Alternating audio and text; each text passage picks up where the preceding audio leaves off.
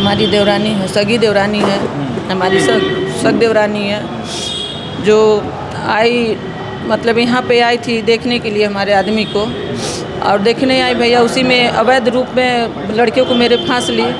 हम उसके घर अवैध संबंध था आपके लड़के का? जी आपके सगे देवरानी? सगी देवरानी से। हम उसको कितना भी मना किए, मानी नहीं, और मानने के बाद कह रही अपने लड़कियों को संभालिए। हम क्या जाने, हम मतलब खुलम खुला चल रहा था? हाँ, लड़कियों को संभालिए। उसके बाद हम उसको आप नहीं वास्ता दी कि तुम लड़के की चाची लगोगी, सगी कुछ चाची? कर गए, सब कुछ कर दिए। हम यहाँ पे रमजान की हॉस्पिटल है इस बगल में, वहीं पे रहती थी। हम उसको पकड़ के ले आए। उसको 2 दिन रात में 2 रात उसको बहुत मारा। अगर हम बच्चों को लेके किनारे ना रहें तो पता चले कि बाप ही होके बच्चियों की इज्जत पे हाथ डाल देगा।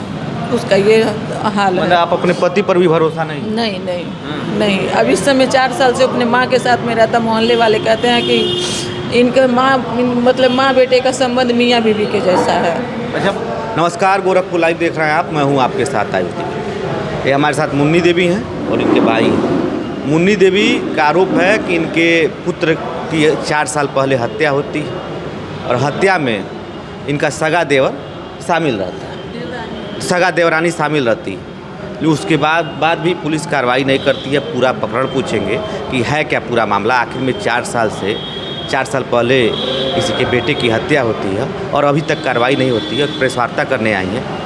मुन्नी जी, क्या हुआ था, क्या मामला है? जैसे जब लड़का मेरा मरा है तो हमको ना मेरे पास फ़ोन आया भैया ना कुछ, जिनका ऑटो चला। कैसे, क्या पूरा प्रकरण बताइए, पूरा मामला क्या है?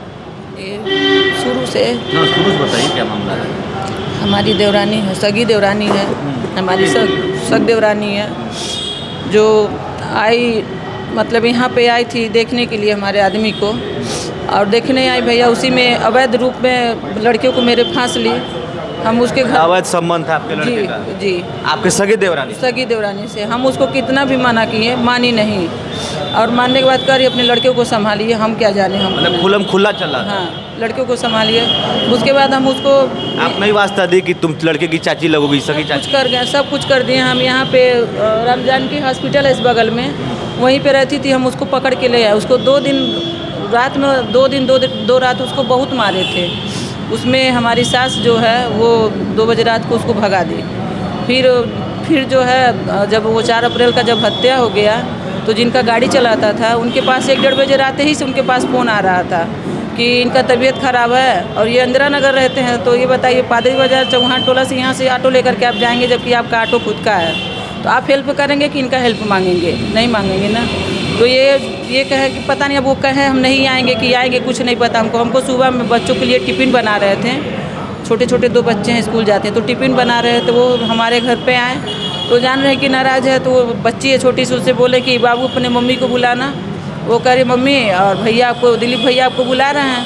तो हम बोले जाओ। कहे तो हम नहीं आएंगे। कह रहे हैं अरे बुला दो, ज़रूरी है। हम आए तो कहे क्या है बोलिए। तो कह रहे हैं कि आपके लड़के का बहुत हालत ख़राब है। हम बोले हम नहीं जाएंगे, बस यही शब्द हम बोले, नहीं जाएंगे। आप नाराज थे? जी, हम बोले हम नहीं जाएंगे। तो कह रहे हैं कि अब ऐसे नहीं मानेंगे। तो कह रहे हैं कि आपका लड़का है नहीं, आपका लड़का एक्सपायर हो गया। तो भैया हम लोग सारे घर भर रोने लगे। बगल के लोग भी सुने क्या हुआ। तो पता है भैया ऐसी बात है। तो हमारा ऑटो था, मेरा उसी समय ड्राइवर आया, तो अपने ऑटो से लेकर के हम कई लोग को लेकर के गए थे। भाई भी आया था उस समय, जिस दिन वो अखिलेश चौहान को के साथ में पकड़ा था। उस दिन कौन है अखिलेश चौहान? मकान मालिक का लड़का है। तो देवरानी का संबंध आपके मतलब मकान मालिक से भी था? जी। तो जिस दिन वो आपका लड़का जानता था? जी, तो वही वो देख लिया, पहली मरतबा देख लिया। तो वो जब देख लिया तो उसको मारा था। 4 अप्रैल को दोपहर में यहीं आया था, हम ड्यूटी पे थे। भाई मेरे पास घूमने के लिए आया था मोहद्दीपुर से, और दीदी की लड़की बांसगांव से मेरे पास आई थी। तो उस दिन ये था कि जब आया तो रो करके बच्चियों से कहने लगा, मामा भी उसका गया, दीदी की लड़की भी गई। बोली क्या है? तो कह रहा दीदी मम्मी से कह देना कि आज हमको सब बहुत मारे हैं, हो सकता है कि हमारा जान मार दे सब। कहा इनसे, बाबू से मेरे कहा, भाई से, और दीदी की लड़की से कहा दीदी मम्मी से कह देना कि आज हम अखिलेश चौहान के साथ में सोनी को मतलब देखे हैं, उसी के लिए हम उसको 2 थप्पड़ मार दिए हैं। सोनी गई अखिलेश चौहान को बुला के ले आई है। हमको ये सब बहुत मारे हैं। हम आए हैं वो गाड़ी चलाने, और हो सकता है कि हमको ये सब मिल के आज रात में हमारा मतलब जाए घर पे तो कौन जाने हमको ये सब मार दे। बात वही हुआ भैया, भाई मेरा कहने लगा, कह रहा दीदी ऐसी ऐसी बात है, बच्चा ऐसी ऐसी काम। बोले जब हमसे दूरी है तो हम नहीं जाएंगे। आप अपने लड़के नहीं, भाई से बोले हम नहीं जाएंगे, जब नहीं सुधर रहा तो हम क्या करें।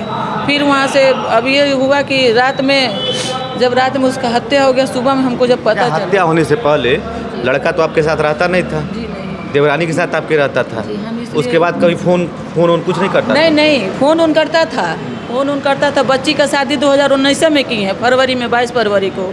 लड़का आया था, तिलक चढ़ाने गया था, तिलक चढ़ा के आया। उसके लिए भी बात करी कि तुम क्यों वहाँ पे गए हो, क्यों गए हो वहाँ पे। कह रहा कि मम्मी हमारी है, बहन का शादी है तो हम क्यों नहीं जाएंगे उसके लिए। मान लीजिए आप लोग अपने देवर से नहीं कहे? देवर भैया एक नंबर भतीजा है मेरा, उससे हम बोले तो कह रहा मेरी बीबी कुछ करे, तुमसे क्या मतलब है, तुमसे कुछ नहीं मतलब है। अब बताइए, बच्चा जब निकल गया तो हम आपके पीछे दौड़ेंगे, आप नहीं हमारा सुन रहे हैं तो हम क्या करें। किस पे शक है? मुकदमा भी कराई थी किस पर? हमारी देवरानी है, हम देवरानी के ऊपर शक है और अखिलेश चौहान के ऊपर। चौहान मतलब दोनों को रंगे हाथ पकड़ा था तो इसलिए जो है हत्या करा। जी, तो ये सब मारे। छोटा सा उसका लड़का है 6 साल का, वो जैसे जैसे सब मारे हैं वैसे वैसे वो देखा है। कह रहा हम जब यहाँ से गए तो अब जब हमारे जाने से पहले बताइए डेड बॉडी फांसी से नीचे कैसे आ जाएगा। हमारे जाने के पहले मिट्टी जो है उसका सील पैक हो गया, हमको कुछ नहीं पता। हम गए, जब तक हम जाए तब तक ये लोग एक छोटा सा कागज़ में पंचनामा बनाए हुए थे। पंचनामा बनाए थे कि सादा पेज पे कहें कि इस पर आप दस्तखत कर दीजिए, नहीं तो आपके लड़के का डेड बॉडी नहीं मिलेगा। हम बोले सर क्यों? तो कह रहा है कि आप समझ लीजिए नहीं मिलेगा तो नहीं मिलेगा, आपके लड़के का डेड बॉडी हम लावारिस में फेंक देंगे। तो भैया हमको मजबूरन उस कागज़ पे, सादा कागज़ पे हमको दस्तखत करना पड़ा। तो हम दस्तखत किए तो पंचनामा है, उसमें पंचनामा लगा हुआ है। तो ये आप कहते हैं लोग कि क्या नाम है, ये पोस्टमार्टम रिपोर्ट ये अपने आप से फर्जी अपने आधार से बनवाई है कि मतलब हमारा लड़का है जो ये मेरा लड़का आत्महत्या किया है और इसमें किसी आपने पूछा नहीं कि आत्महत्या क्यों किया है? तो वही हम बोले, वही तो हम 3 साल से झेल रहे हैं, तभी तो पुलिस वाले सुन नहीं रहे हैं। अभी तो SSP के वहाँ गए तो वो भी आपके हस्बैंड में नहीं है? हैं, लेकिन जब लड़का मेरा मर गया अपने हाथ से अपने फूकने लेके गए। हस्बैंड मिट्टी को आग तक नहीं दिया। 4 साल हो गया, आज तक वो हमको पूछने नहीं आया कि बच्चों को लेकर के कैसे तुम जी रही हो, खा रही हो। हमारा भाई नहीं रहता भैया तो हम 3 साल पहले बच्चे के साथ में हम भी मर गए होते। ऐसा हाल था, पुलिस वाले कोई सुनवाई नहीं। हस्बैंड भी आपकी मदद नहीं करते? नहीं, कुछ नहीं। कह तो रहे सास पियक्कड़ है, आदमी पियक्कड़ है, देवर पियक्कड़, पूरे घर भर पियक्कड़ है। अगर हम बच्चों को लेकर किनारे ना रहें तो पता चले कि बाप ही होके बच्चियों की इज्जत पे हाथ डाल देगा।